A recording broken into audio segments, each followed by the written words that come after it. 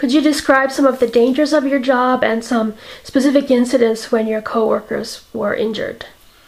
As far as the dangers are concerned of working on a drilling rig, it's pretty volatile. It's pretty dangerous, to say the least.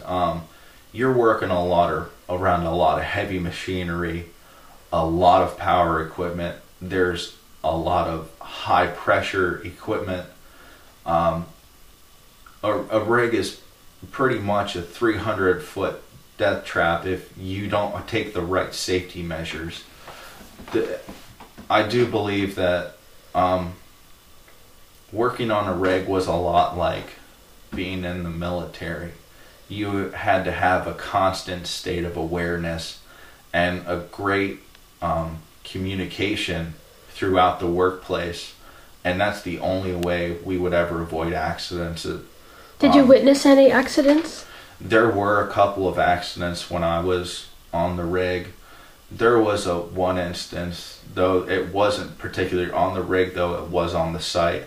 We had a worker that he was accidentally backed over by a piece of equipment, and that was mainly due to negligence and a lack of maintenance. Somewhere along the line, the communication had broken down, and nobody knew that piece of equipment needed maintenance, and he had just happened to be standing behind it, and he didn't get to go home. But Did he survive? No, he didn't. Did you witness any smaller injuries? Well, we had a couple of smaller injuries. I experienced one myself. We were working on the top of the rig. We were pulling cables up, and one of the cables slipped out from where it was placed.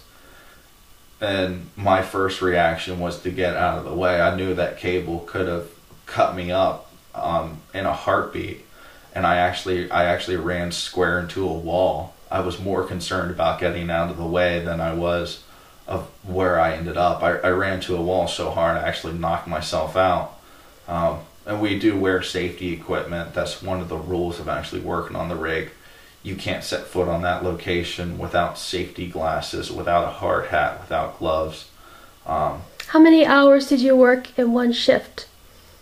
Our shifts were anywhere between 12 and 14 hours, and that was on a regular basis. So how much sleep did you get between working days? We averaged probably about 5 to 5.5 hours a night. Do you think that was enough sleep to be safe on the job? It's a matter of opinion. And are you aware of any regulations about how much sleep workers need to get? No, I'm not aware. I've had jobs where I was told you only need 6 hours of sleep to operate properly, anywhere close to 6 hours. I mean, we'd all love to get 8 hours of sleep every night consistently, but in an operation like that, you know, sometimes you just don't have the time for it. Was there only one shift? No, we ran 2 shifts. There was a day shift and a night shift. So there's 24-hour work on the rig? Yes, that rig would run 24 hours if it could. And how many days in a row did a worker work? A normal work period went for 14 days.